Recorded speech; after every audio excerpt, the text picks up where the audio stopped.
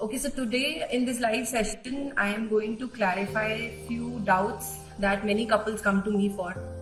IVF pregnancy से related and IVF process से related जो भी आपके common myths हैं, facts हैं, इस वीडियो के through I am going to answer that. Subscribe to our YouTube channel and press the bell icon so that you don't miss any important updates related to infertility. Good evening. Hi, I am Dr. Divyasha Walia from Indira IVF. So starting में I'll just answer few questions जो commonly question जो address करते हैं. So we will divide this session in 3 parts. Part 1 में we will talk about the general questions, general query regarding the IVF. Second part में then we will talk about the questions that a female or the patient or the female or the wife is going to ask while addressing the IVF injections, taking IVF injections कि उसकी body पे उसके क्या reactions हैं. And in third part we will talk about the myths and the facts regarding IVF pregnancy and the babies which are born by IVF pregnancy. So basically first जो मैं ये बात समझती हूँ कि IVF जो है, जब हम IVF के बारे में सोचते हैं तो बहुत सारे डाउट्स आते हैं दिमाग में. इवन प्रेगनेंसी से रिलेटेड जो क्वेश्चंस होते हैं कपल्स में, वो बहुत इजीली हमें जिनके आंसर्स नहीं मिलते, which we think that we need to ask the doctor on regular basis. तो I hope this video finds you well. Okay, so let's start. बहुत कॉमन क्वेश्चन है आईवीएफ के दौरान जो कपल आके जिसमें मुझसे पूछते हैं कि मैडम सबसे पहले तो एज, क्या आईवीएफ बड़ी उम्र की महिलाओं के लिए ही है? क्या आईवीएफ के लिए कोई एज लिमिट होती है? सो बेसिकली आईवीएफ के लिए कोई एज लिमिट नहीं है. आईवीएफ का इलाज जो है वो फीमेल और मेल फैक्टर्स के ऊपर होता है. जो the cause of your infertility will determine at which age you require IVF treatment. So this is a myth. ऐसा ये बिलीवेबल नहीं है कि आईवीएफ हमेशा एल्डरली वुमेन के लिए ही होता है. Second very common question that patient come to me and ask कि आईवीएफ के टाइम पे जो सक्सेस होगा वो हमारा 100% ही होगा, कि गारंटी हो जाएगी कि बेबी बॉर्न हो जाएगा आईवीएफ से. सी आईवीएफ का सक्सेस जो है वो आपके बहुत सारे फैक्टर्स पे डिपेंड करता है. पेशेंट फैक्टर्स, आपकी एग का काउंट कैसा है, एग की क्वालिटी कैसी है, सीमन एनालिसिस में सीमन रिपोर्ट कैसी आ रही है, आपका यूट्रस कितना रिसेप्टिव है. इन सब फैक्टर्स पे आपका आईवीएफ का सक्सेस बहुत निर्भर करता है. So IVF success is not 100% thing. In a good setup, in a good centre जहाँ पे रिसेंट टेक्नोलॉजीज हैं और उसके अंदर हम प्रॉमिस कर सकते हैं कि आईवीएफ का सक्सेस अराउंड 70 to 75% होता है. ओके. थर्ड क्वेश्चन जो कॉमनली पूछा जाता है कि आईवीएफ सिर्फ फीमेल इनफर्टिलिटी को ही एड्रेस करता है, मतलब कि अगर वाइफ के अंदर कोई प्रॉब्लम है तो आईवीएफ सिर्फ उसी का इलाज करेगा. ऐसा नहीं है. This is a myth. IVF both male as well as female infertility को एड्रेस करता है. ऑल्सो जो मेल इनफर्टिलिटी होती है that accounts around 40% chances in cases of infertile couple. So investigate हमें बोथ पार्टनर्स को करना होता है, male as well as female. चौथा क्वेश्चन जो आता है, बहुत कॉमनली पूछते हैं कि सीजन से रिलेटेड कोई आईवीएफ की सक्सेस होती है क्या? बहुत लोग ये समझते हैं कि आईवीएफ जो है ड्यूरिंग आईवीएफ के इंजेक्शन बहुत गर्म रहते हैं, तो हम सर्दियों में ये ट्रीटमेंट कराएंगे तो सक्सेस ज्यादा अच्छी होगी. ये एक मिथ है, ये बिल्कुल एक फैक्ट नहीं है. आईवीएफ का जो प्रोसेस होता है उसके अंदर आपको पीरियड के दूसरे दिन से कुछ इंजेक्शंस लगते हैं जो फीमेल बॉडी के अंदर फीमेल बॉडी में एड्रेस एडमिनिस्टर करते हैं. तो फीमेल बॉडी का टेम्परेचर आप चाहे सर्दी में कराओ चाहे गर्मी में करवाओ, IVF female bodies temperature inside is always the same.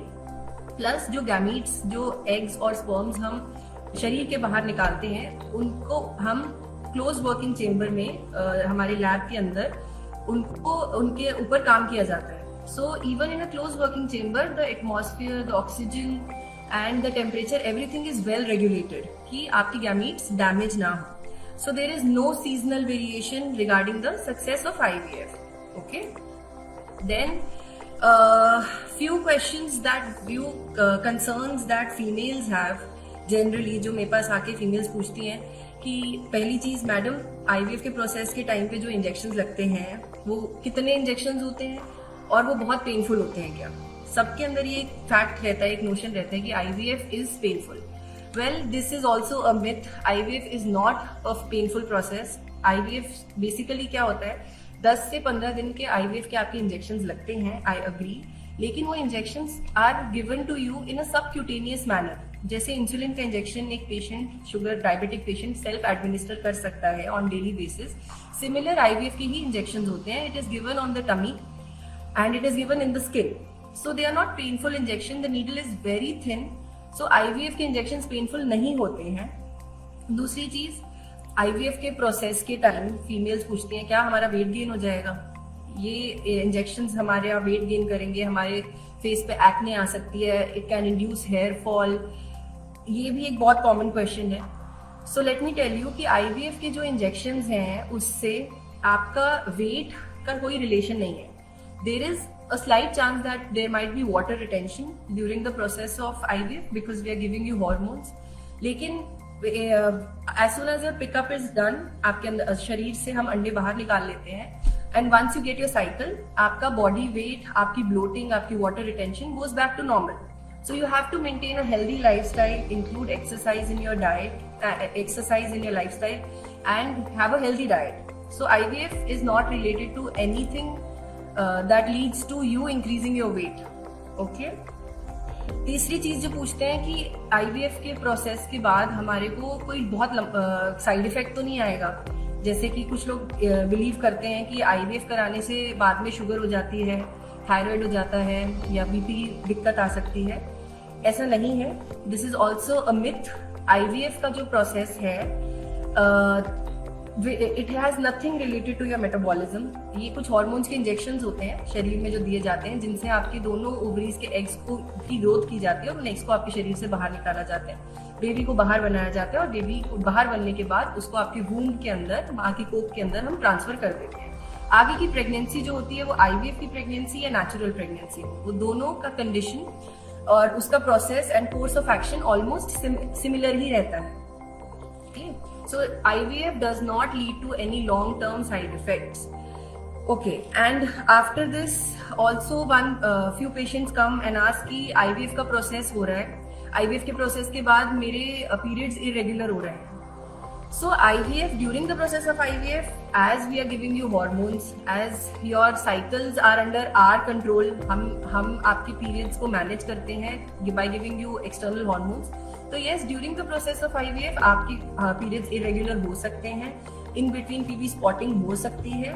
तो उसके लिए you have to ask and your concerning doctor, आप उनसे पूछिए.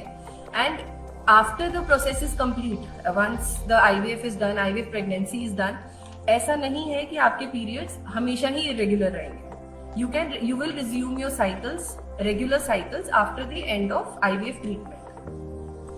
Then few patients also ask कि हमारा एक बार IVF हो गया है, so can we is it possible कि natural pregnancy हो सकती है एक IVF करवाने के बाद? Yes, as long as your tubes are open, as long as we have eggs inside a female's body, as long as semen is okay, tubes are open, your uterus is good, even if you conceive one pregnancy by IVF, you can conceive another pregnancy naturally. तो IVF हो जाए इसका मतलब ये नहीं है कि आप नेचुरली प्रेगनेंसी कंसीव नहीं कर सकते. IVF इज समथिंग कि अगर हमें कोई कॉज पता चला है that is leading to infertility, जिसमें डिले हो रही है pregnancy, and we have recommended IVF to you as a doctor, but if conditions are okay you can also have a natural pregnancy. So ये भी आपको you need to discuss regarding this with your doctor कि क्या fact है और क्या myth है. Okay, then we talk about the concerns regarding IVF pregnancy, जो बहुत commonly patients पूछते हैं कि firstly कि जब हम IVF से pregnant हो जाएंगे, जब हमारा embryo transfer हो जाएगा, मतलब जो आपका भ्रूण बना है जब हम आपके यूट्रस में डाल देंगे, तो क्या उसकी सफलता से और बेड रेस्ट से कोई रिलेशन है? क्या जब भ्रूण डाल देते हैं उसके बाद हमें बेड रेस्ट करना जरूरी है? काफी पेशेंट्स आते हैं कि they are not going to their jobs, they are just sticking to the bed, वो सिर्फ वॉशरूम जाने के लिए उठते हैं, फिर वापस बेड पे आ जाते हैं. ऐसा बिल्कुल नहीं है. There is no need for you to bed rest. We never ask patients कि आप अपने काम पे ना जाओ. आप after this embryo transfer is done, you can resume your daily activities, you can resume your daily whatever your schedule is at home. very easily, because the success of IVF is not related to bed rest, okay? And we do not recommend any kind of bed rest after embryo transfer. Also there are females who ask me कि अगर IVF से pregnancy हो गई तो हमें 9 महीने bed पे ही rest करना है ना, हम काम नहीं कर सकते. ये बिल्कुल ठीक नहीं है. बेड रेस्ट बल्कि आपकी फिजिकल स्ट्रेंथ को और ज्यादा खराब करेगा. So you have to have an active lifestyle, you have to have a healthy lifestyle. Bed पे नहीं रहना है after IVF. So this is a very big myth that you need bed rest after embryo transfer or during IVF, the course of 9 months of a pregnancy. Okay. Another question that people ask regarding IVF pregnancy is कि IVF के time पे हमेशा twins ही होते हैं. See, IVF के time पे हमारे embryo transfer पर निर्भर करता है that whether we are going with a single embryo transfer or we are going with a double embryo transfer. In cases of single embryo transfer, twins के chances रहते हैं because the blastocyst, which is a day 5 embryo, which we transfer inside you, वो अंदर जाकर multiply हो सकता है and which can also lead into a twin pregnancy. So this is a subjective thing. You cannot guarantee कि twins नहीं होंगे. अगर single embryo भी डाल रहे हैं तो it is not a guarantee कि twins नहीं होंगे. But in double embryo transfer, there are around 25 to 30% chances that if both the embryos stick to the uterus, it can lead to a twin pregnancy. So at the time of transfer, you can discuss with your doctor कि आपको twins की मतलब whether you have inclination towards twin pregnancy or you just want a single baby. So if you want a single baby, then you have to go for a single embryo transfer. If you are okay with twinning and you are fine to carry twins, and you are medically fit to carry twins, then only we do a double embryo transfer. Another question that arises in patient's mind is जो बच्चे normally born होते हैं उनमें और जो IVF pregnancy के through babies born होते हैं उनके अंदर कोई differences होते हैं. एनीथिंग जैसे कोई अनोमली, कुछ कंजेनाइटल प्रॉब्लम या कोई बड़े होने के बाद कुछ माइलस्टोन्स डेवलपमेंट में डिले, ये सब चीजें बहुत कॉमनली क्वेश्चन किया जाता है. So I would tell you one thing, जितनी भी रिसर्च कैरी आउट हुई है उसके अंदर हमें यही पता चला है कि जो बेबीज IVF के थ्रू बॉर्न हो रहे हैं and the babies which are born by natural pregnancy, उसमें दोनों में कोई अंतर नहीं है. The risk and the risk which are present in a natural pregnancy of having any kind of anomaly, any kind of mental retardation, any kind of syndromes like Down syndrome is equivalent in a IVF pregnancy as well. So IVF करने से उन बच्चों के अंदर दिक्कत आए ऐसा नहीं है. Even in long term cases, long term side effects that studies have done, बच्चों के अंदर जो डायबिटीज और हाइपरटेंशन अक्वायर करने का रिस्क है that is also comparable in both the pregnancy, that is IVF pregnancy as well as a natural pregnancy. उन दोनों के अंदर दोनों में कोई अंतर नहीं है. Okay, so this is also a myth that needs to be burst that IVF के द्वारा जो बच्चे बॉर्न होते हैं उनके अंदर कुछ आगे जाकर सिंड्रोम्स कॉमन होते हैं, ऐसा नहीं है. Then also one very common question that people ask is कि IVF में जो बेबीज बॉर्न होते हैं वो प्री मैच्योर ही होते हैं हमेशा. ऐसा नहीं है. IVF pregnancies are carried out till the 9th month, which we plan to deliver. We tend to deliver the babies after 37 weeks once they attain full maturity. हाँ, लेकिन ये आपके course of pregnancy पे बहुत निर्भर करता है. In your pregnancy, if there is no high risk, you have a natural pregnancy, a normal pregnancy going on with no complications, we can take the pregnancy up to term. Also, the mode of delivery में या तो patients पूछते हैं कि अगर हमने IVF करा लिया, प्रेगनेंसी हो गई तो अब तो हमें सिजेरियन ही कराना है. देखो ऐसा नहीं है. In IVF pregnancy, once we establish a pregnancy and it crosses 3 months, it is you don't need much hormonal support after that. 3 महीने थोड़ा सा हॉर्मोन्स की सपोर्ट हमारे नेचुरल प्रेगनेंसी से ज्यादा रहती है IVF प्रेगनेंसी में. But after 3 months the patient and its pregnancy is as good as a normal pregnancy. So the mode of delivery is up to the mother's choice completely, whether she wants to undergo a cesarean section, whether she wants to undergo a normal delivery. It is completely on choice. It is not a necessity that you have to undergo a cesarean section, But yes, you need to ask your doctor, your obstetrician or your consultant जिससे भी आपका treatment चल रहा है, that other factors जो determine करते हैं whether we choose a patient for cesarean or normal, वो factors will guide us कि हमें normal कराना है या cesarean. जैसे बच्चा उल्टा है या ट्विंस प्रेगनेंसी है या फिर कोई प्लासेंटा नीचे है अबनाल जिससे बच्चे को ब्लड जाता है वो नीचे है, इन सब केसेस के अंदर हम सिजेरियन रेकमेंड करते हैं. So rather than just believing that you have to undergo a cesarean section, you have to ask your obstetrician कि हमें which mode of delivery can we take. And ये सारे बहुत कॉमन क्वेश्चंस हैं that patients ask and we address these things to them. Any other things that you need to ask me, any other questions that you think are coming up to your mind, you can write down in comments section below and I hope I will be able to answer them. I am trying to see.